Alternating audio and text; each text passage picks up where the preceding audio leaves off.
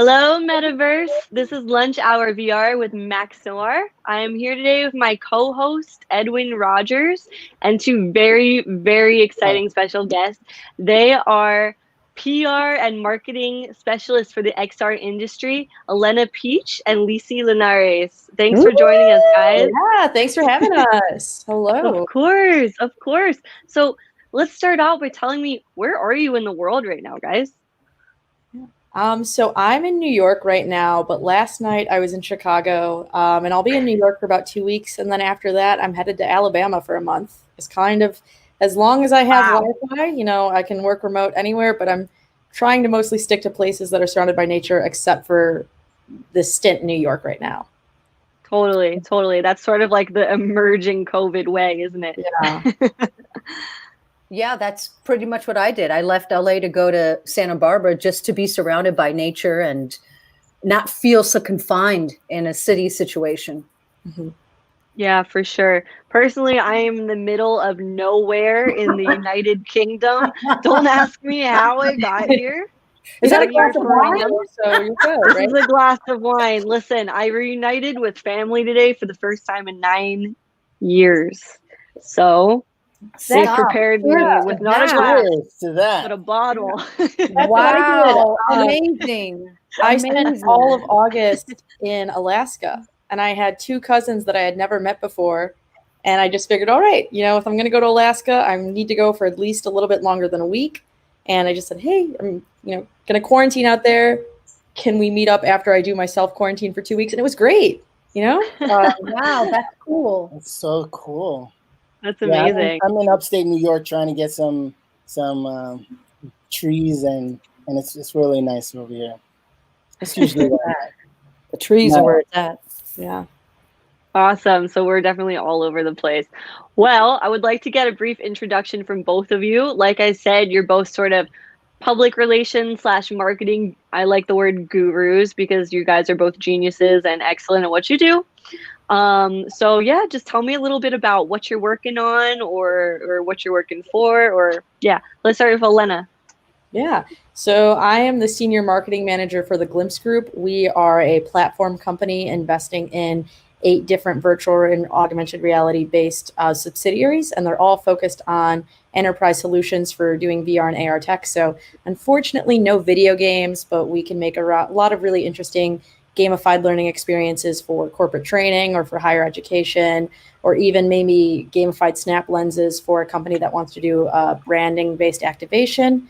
And on my end, I just handle a lot of PR initiatives in terms of trying to boost our press reach, trying to make marketing videos, trying to boost our status on social media. So really anything that is client facing and outward communication, I've probably dabbled or touched a little bit. Yeah, do you want to see a little bit of video of what the Glimpse Group can do? Yeah, that would be great if you have one to pull up. All right, here you go.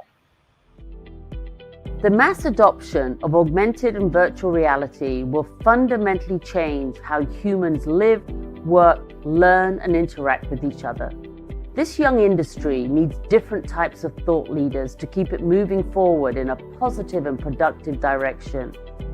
With an innovative business model and an unrivaled VR and AR ecosystem, the Glimpse Group is a major influencer in this strong, exciting, emerging market. The Glimpse Group is a New York City-based virtual and augmented reality company comprised of 10 unique AR and VR subsidiaries.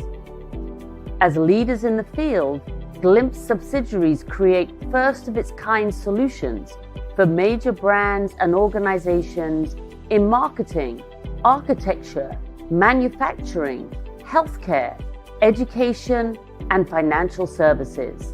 Our unique business model and our focus on emerging technologies enables our subsidiaries to push the boundaries of what's possible. The Glimpse Group is evolving the way business is conducted in this sector. If it's never been done before, the Glimpse Group can make it happen.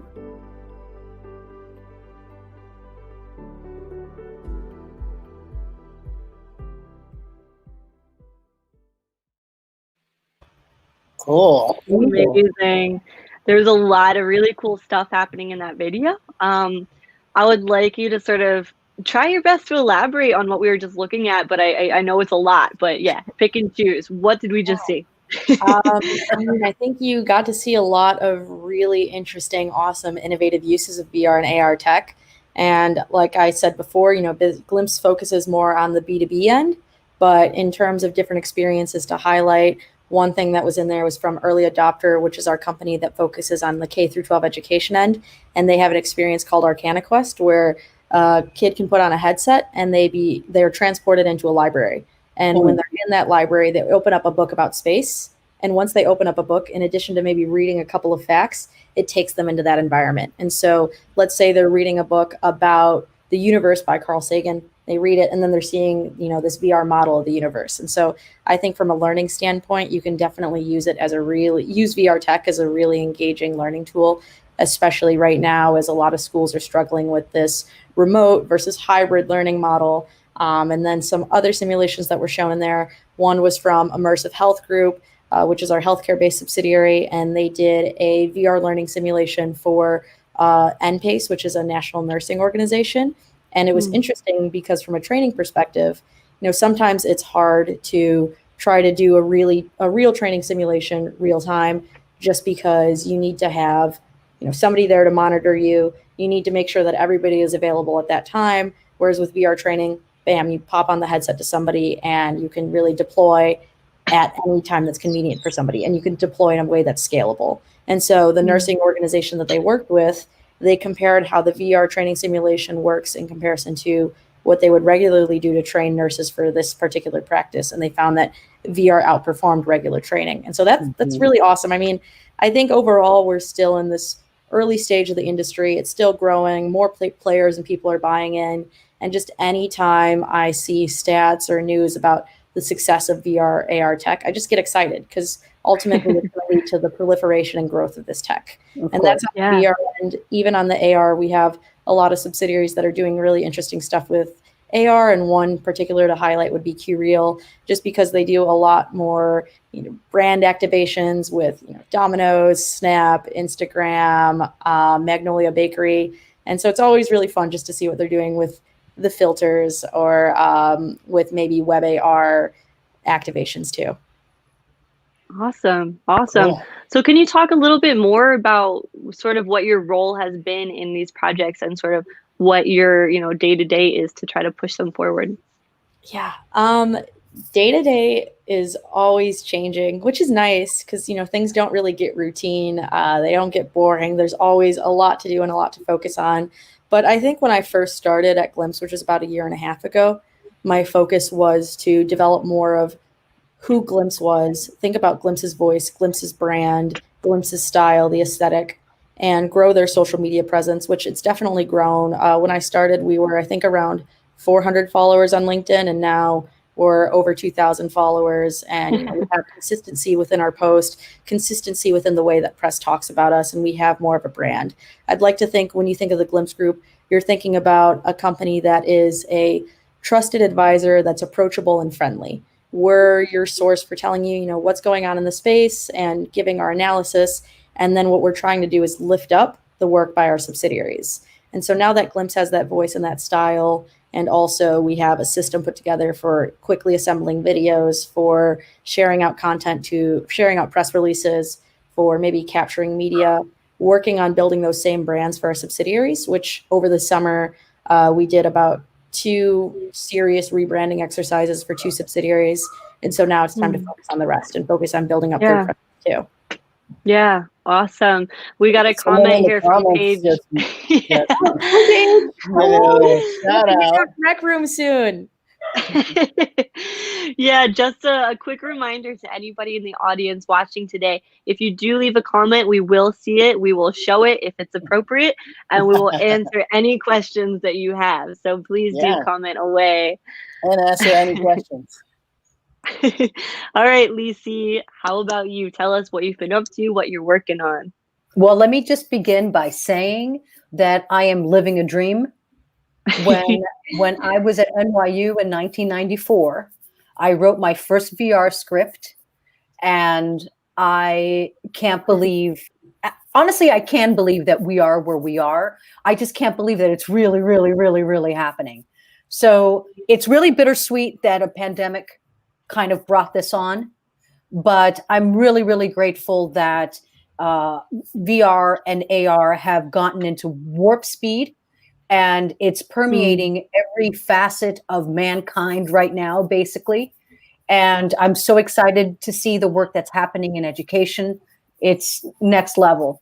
But real quick, the projects that I'm working on right now, I'm working very closely with Courtney Harding, who's the CEO of Friends with Holograms. And they're working on a lot of Awesome. wellness platforms right now with some frontline COVID workers, and kind of understanding their perception of what happened during this emergency. Another project that I'm working on that I am just over the moon about is something called El 48. And it's a project, a VR experience that's an offshoot from a documentary about a lady from Alabama who went down to Costa Rica and started a revolution, which led to the disarming of the army in Costa Rica in 1948. Wow. I mean, gangsta, this lady, and ironically enough, she just passed away 2 weeks ago. Wow. But that project is one of those projects that you like, yes, this is how we start to create that new world from a world that already existed. Kind of like what happened 100 years ago when cinema started becoming cinema. Like basically the Lumiere brothers picked up a camera and were like, okay, what are we going to do with this? Let's figure something out. And that's what's happening now. And back in the day, they would just shoot whatever was going on the theater stage and the proscenium. And then as cinema became more evolved, then you had the editing process and the storytelling process. We're there now. So we're understanding how we tell a story in VR. How do we use a former format to enhance a new format, or use it as a crutch or a foundation? And all that will lead to the complete detachment of whatever we knew cinema to be, and create a whole new 21st century cinema. Poof. Right. It's the shiznick. And I'm super excited about in 10/10/2020, which is about 2 weeks from now, I launched something called Siberia, which has been my pet project since 1995. And I'm going to be producing Veronica Flint's new XR project. If anybody knows Veronica Flint, she is a giant in VR. And her last project, Chimerical Era, was like, a role-playing masterpiece of like, insane simulation. Well, this new project that she's working on that I'm going to be so proud to produce is a whole like beautiful, talk about metaverse. I can't really talk about specifics just yet, but I am so proud to be the producer, because right after that, something that's been the love of my life is going to be coming out called Decadence. And that's a whole like role-playing dance game that is next level mini movie VR experience. Poof. So there you go. That's what's happening in Lisi land. I'm already excited to see and try all of these different projects. Me too, babe. It's been a long time coming. That's very exciting. I'm going to show one clip and you can tell us sort of what we're looking at here. Okay. Cool. Oh yeah, this is El 48.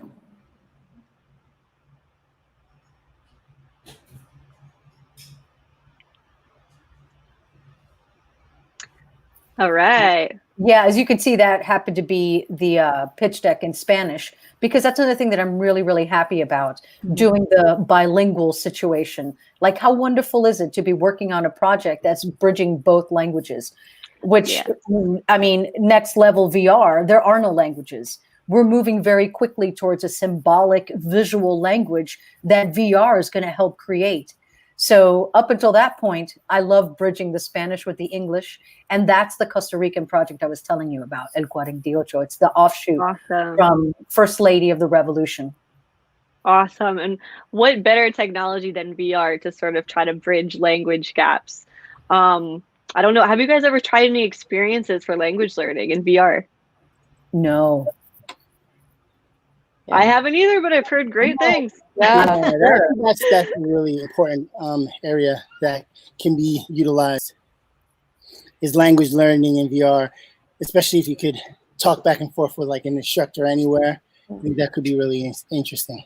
Well, I think it's also not just only practicing the language, but then being able to pick up on nonverbal cues too, and seeing how culturally people act. Like in the United States, we tend to be a very more closed off society where when you see somebody, you might just wave hello and that's it. Whereas in Spanish speaking cultures, when you see somebody, you give them the kiss on the cheek, you give them the hug. Of course. I know that when I see my family in Mexico, if I just try to wave goodbye, they just look at me and say, you can't do that. You have to give us a hug. You know? Of course. Yeah, they don't let you get out that easy. Yeah. So I would love to sort of hear from you guys about how you got into this work. Like, did you both have marketing, public relations backgrounds, and how did you end up in the XR industry? Yeah. Well, so about 5 years ago or 4 years ago, I attended a journalism conference hosted by the Society of Professional Journalists. So my background is actually in journalism. And when I was there, Robert Hernandez, who's a professor at USC, and Google News Lab led a session on 360 video. And so it was my first time trying 360 video. They gave all the attendees cardboard headsets. And I just remember wearing the cardboard and thinking, this is incredible. This is an amazing storytelling tool. I already see how you could really use it to try to convey to people what it's like to have maybe another person's perspective or another person's point of view, and to really put them in that more distraction-free environment and make sure that they feel embedded in the piece. And so immediately afterwards, I think 3 weeks later, I bought the Samsung Gear 360, the first one, and I started making 360 videos. That year was the 2016 inauguration. So I went to the inauguration with PBS NewsHour, and I had a 360 camera, captured footage there, captured footage at the Women's March the next day, which was an incredible event. And fun fact, actually, my second time using my 360 camera, a big gust of wind came and knocked it off of the monopod that I had. I made the rookie mistake of buying a cheap monopod. And so wait, what did you say? Did it scratch the lens or break it? Yeah. So if you watch the 360 videos I made during the next few months afterwards, I literally just in Premiere afterwards took some type of watermark and placed it over where the camera was.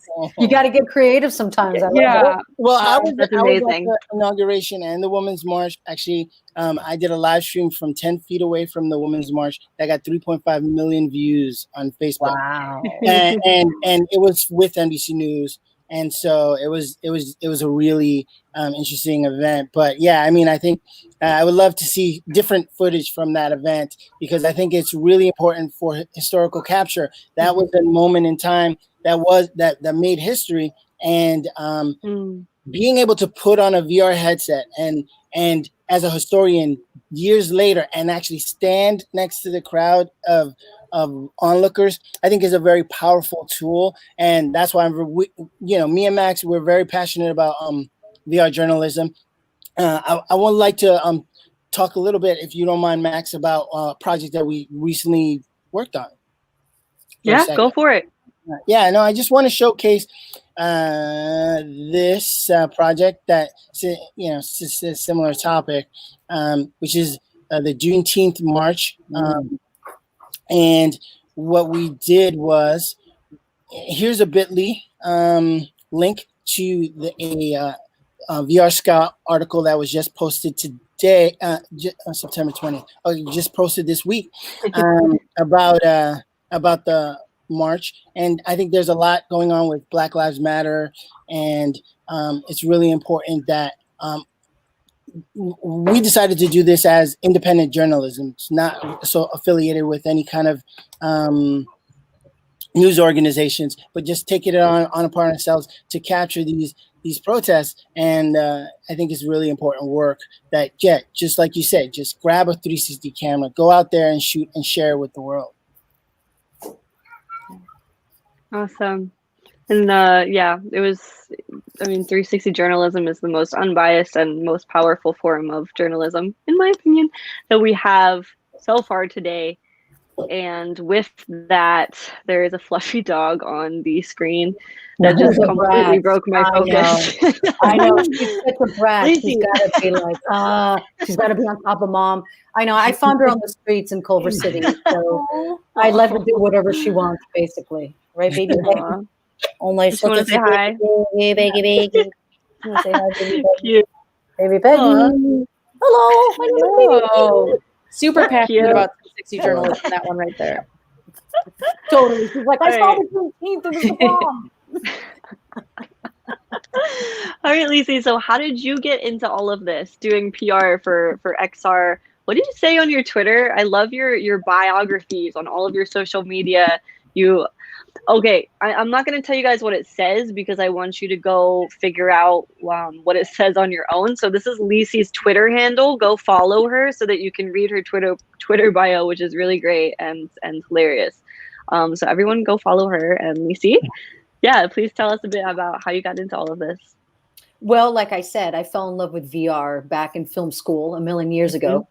And it was too soon to get into any kind of VR. For some people, I was a visionary, and for some people, I was a crackpot. So I was always a musician, always had bands. I ended up getting signed to a French record label. So I had a recording career for a while, all the while looking at VR. Like I felt like I had a parallel life next to VR before I really jumped into VR. So I did the recording thing. I did that stint on Survivor. So I did my little showbiz situation. And it was when I was doing press for Survivor that I fell in love with PR. Because, man, when you do press for a big show like that, it is next level. Like they line up the interviews a certain way. They mold your narrative a certain way. And I remember thinking, when all this is over, I think I'm going to do PR. Well, as life would have it, I ended up meeting someone that was already in PR, and we jumped into the crypto blockchain space. And when we jumped into that space, I thought, after this, I'll be able to do VR because I'll be like in the tech space. Yeah. Well, we killed it in VR land to the point where we even like represented some people that created the original digital cash, and like people that were in the trenches. Like we got so elevated in crypto blockchain that it got to the point where it's like, you know, we got to kill it. So when I found myself there, I was like, I think this might be a good time to jump into AR and VR. And that was a little bit over a year ago, where I was like, there was that crossroads. I had developed enough muscle in the tech space, so I really understood how to take a PR campaign from one place to the next to make it explode. Like I had cut my teeth. So the opportunity happened and I grabbed it. And when I started introducing myself into the VR space, it was like I had found my tribe. Like Max, I remember reaching out to you back in the day, and it was just, I mean, the timing, there's nothing like the timing being right. And that's how it all happened. That's literally how it all came to be. And I couldn't be happier. Wonderful. Wonderful. All right. So we're actually reaching the last leg of our show. And I did want to talk about, you know, the current landscape of the world and everything that's going on with the COVID era, and sort of touch base with you guys.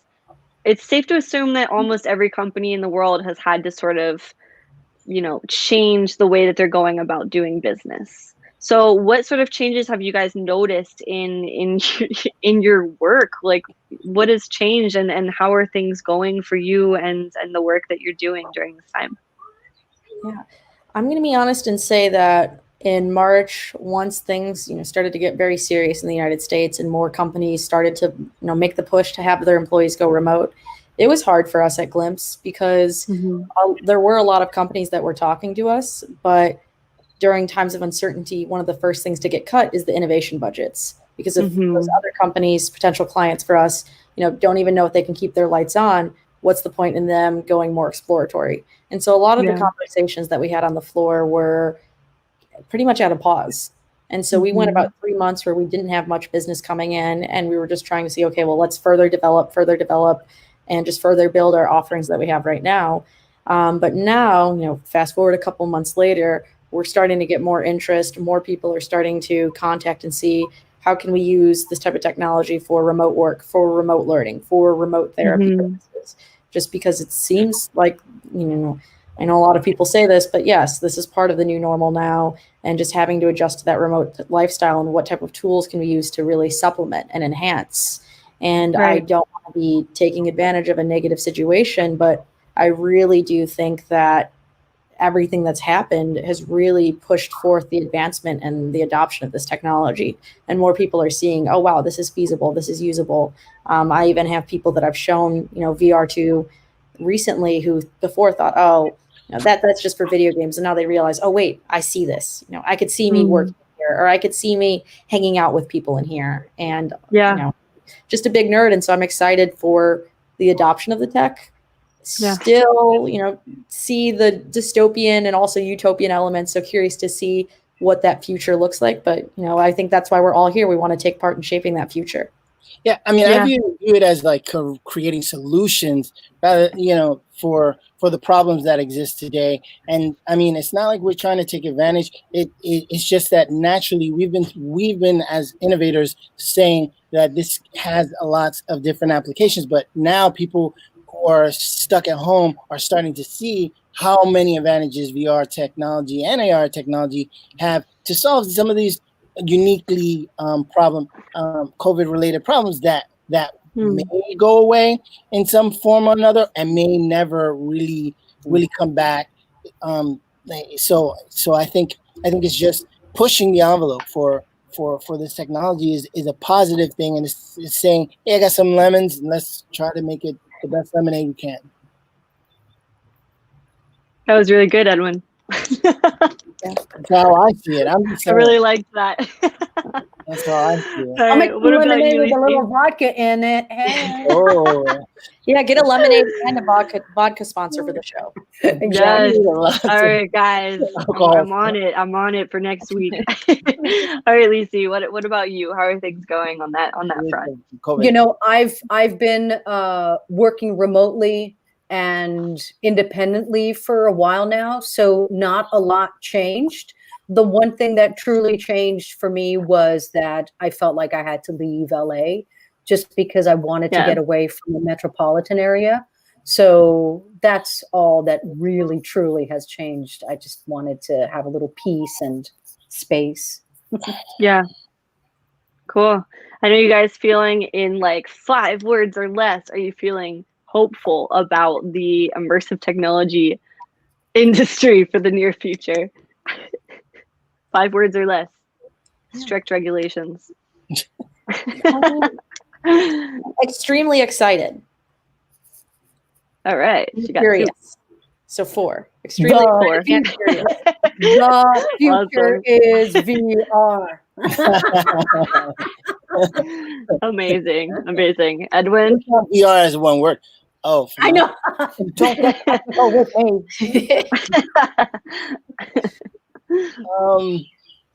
I think 5 words or less. Embracing technology. 2 words. Awesome. He got simple on me. Yeah, that was good. Yeah. Minimalist. So yeah, my words are gonna be heck yeah. I like that. He's gonna go down to 1. I'm like, all right, yeah. Totally. All right, guys. Well, unfortunately, we're gonna have to wrap it up for today. So thanks for sticking with my 5 words. Elana, Lisi, it has been amazing having you on today. Thank you so much for being on. It's always a pleasure, and I hope to have you again. all right, thank you, everyone. Lastly, before we log off, I have to do a quick self-promotion. Please consider supporting me on Patreon so I can continue to do these shows with Edwin and continue to build bigger and stronger, and make sure that more people around the world know what VR can do and how powerful a tool it can be. So thank you everybody for watching, and we'll see you next Thursday. Bye.